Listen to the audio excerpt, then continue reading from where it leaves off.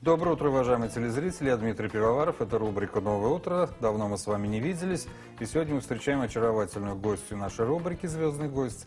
Это солистка Татарской филармонии, обладательница лирико-драматического сопрано Регина Валеева. Регина, доброе утро.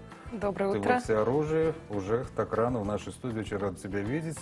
Я знаю, что ты являешься чуть ли не первооткрывательницей года. Тюрксой объявила о том, что Казань — столица тюркского мира. И вот ты недавно вернулся из Турции, с города Самсун, где принимал участие в международном проекте.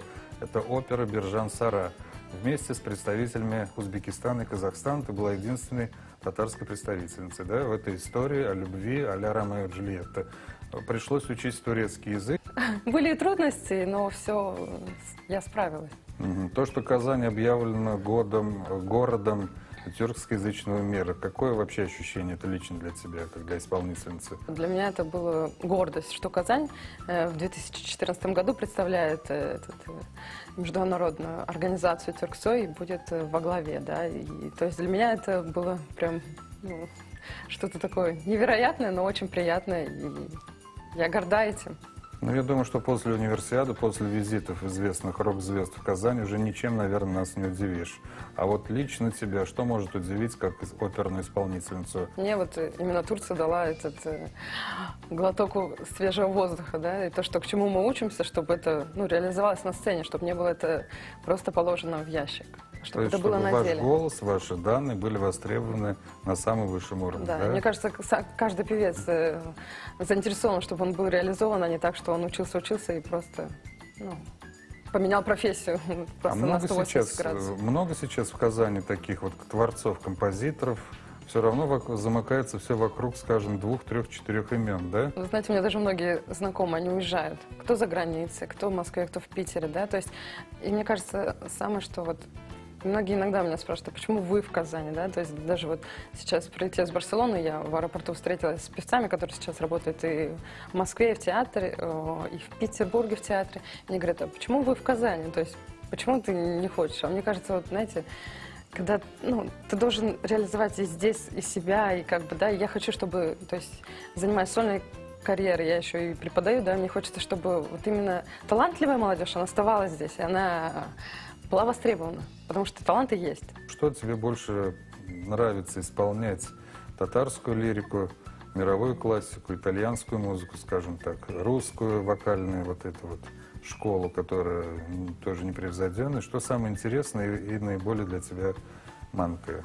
Наверное, все, да, то есть, потому что и в итальянском, и в русском, в русской классике я нахожу, да, все те чувства, которые итальянец не додает, да, то есть в итальянском ты ищешь стремление к более высокому, да, то есть вот это нахождение в каждой классической музыке, да, любого композитора, то есть найти суть, почему это так написано, реализовать и выразить, и как исполнитель это, мне кажется, это большая заслуга именно исполнителя. Вот этот проект, в котором ты участвовал, «Биржан-Сара», да, прошедший в Турции, он имеет продолжение? Этот спектакль будет показываться? Насколько я знаю, его планируют вывозить в страны Тюрксой, да, на гастроли. Увидят ли его казанские зрители?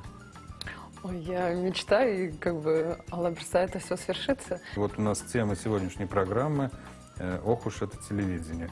Можно по-разному относиться к телевидению, кто-то его смотрит, кто-то вообще уже забыл, что это такое. В твоей жизни телевидение какую роль играет и, может быть, в жизни твоих близких? В первую очередь я смотрю новостные передачи, да.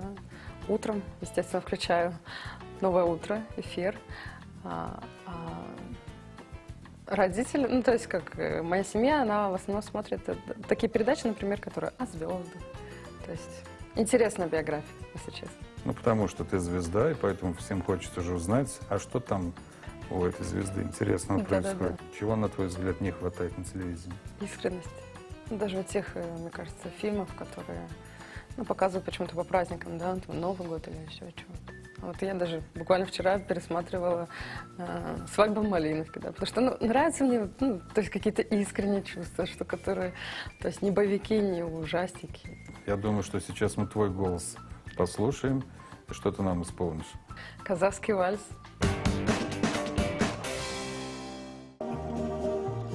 Килимой,